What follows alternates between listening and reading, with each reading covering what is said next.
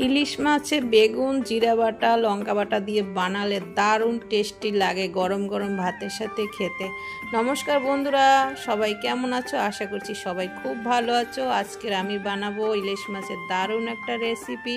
দেখো, ছোট সাইজের ইলিশ মাছ নিয়ে আমি নুন হলুদ মাখিয়ে নিলাম। মাখিয়ে নিয়ে সর্ষের তেলের ভিতরে রান্নাটা করব, তার জন্য আমি তেল দিয়ে দেখো ইলিশ মাছটাও দিয়ে আমি ভাজা করে নিচ্ছি। হালকা হালকা করে ইলিশ মাছটা ভাজবো। ইলিশ মাছ বেশি কড়া করে ভাজলে ভালো লাগে না, হালকা করে ভেজে নেব। দেখো মাছটাও ভাজা হয়ে গেল, তুলে নিলাম। আর এদিকে আমি মশলাও কিন্তু করে নিয়েছি, লঙ্কা আর জিরা দিয়েই মাছের ঝালটা করব, একদম পাতলা ঝোল ঝোল করে। দেখো মাছটাও ভাজা হয়ে গেছে। তারপর আরও যে মাছ রয়েছে সেগুলো আমি ভাজা করে নেব। দুবারে মাছটা ভাজা করে নিলাম। মাছটা ভেজে দেখো তুলে নেব। আর এদিকে মাছ ভাজাও আজকে রেখেছি। গরম গরম ভাতে ইলিশ মাছ ভাজা আর মাছের তেল দিয়ে খেতে কিন্তু অসাধারণ লাগে।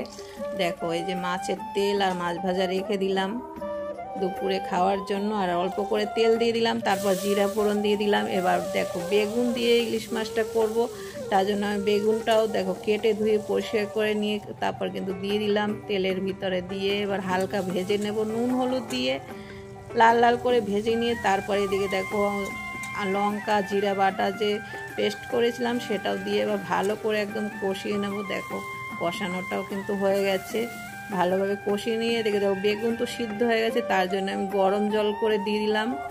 গরম জল করে দিয়ে এবার ভালো করে ফুটে গেছে, তারপরে কিন্তু জলটা ভালোভাবে জাল হওয়ার পরে মাছটা দিয়ে দিলাম। দেখো ভালোভাবে এবার জাল দিয়ে নেব। কালারটা কিন্তু অসাধারণ হয়েছে, খেতেও কিন্তু দারুণ টেস্টি লাগে। এরকম বেগুন দিয়ে ইলিশ মাছের পাতলা একদম ঝোল করেছি। তোমাদের কেমন লাগলো ভিডিওটা অবশ্যই একটা কমেন্টে জানিও। ভালো লাগলে লাইক কমেন্ট শেয়ার করে তোমরা সবাই এভাবেই পাশে থেকো। কালারটা কিন্তু দারুণ হয়েছে, খেতেও কিন্তু অসাধারণ হয়েছে। দেখো আমার মাছের ঝালটাও কিন্তু বানানো হয়ে গেছে।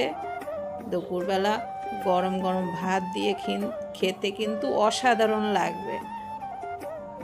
তোমরা এভাবে সবাই পাশে থেকো। আর কেমন লাগলো অবশ্যই একটা কমেন্টে জানিও।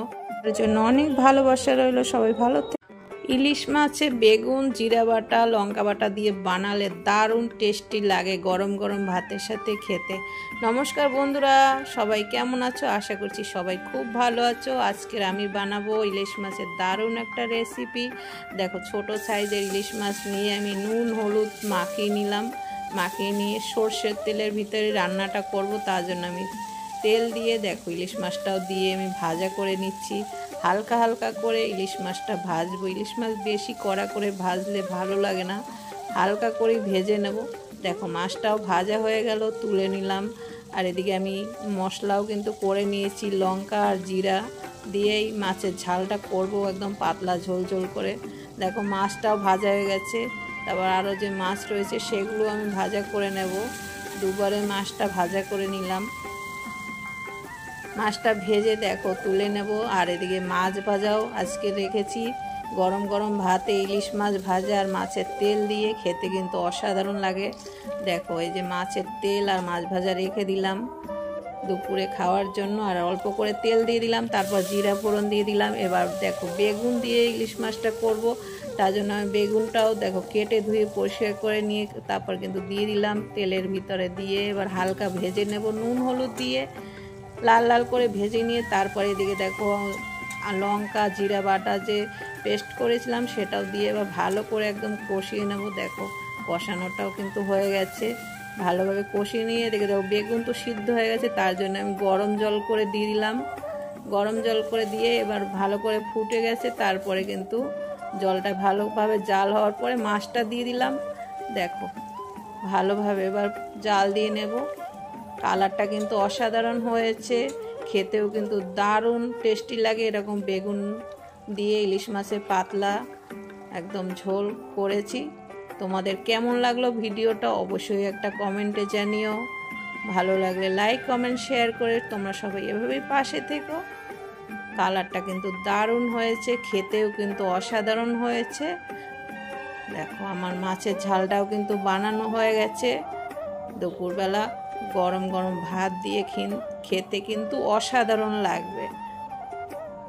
তোমরা এভাবে সবাই পাশে থেকো, আর কেমন লাগলো অবশ্যই একটা কমেন্টে জানিও। এর জন্য অনেক ভালোবাসা রইলো। সবাই ভালো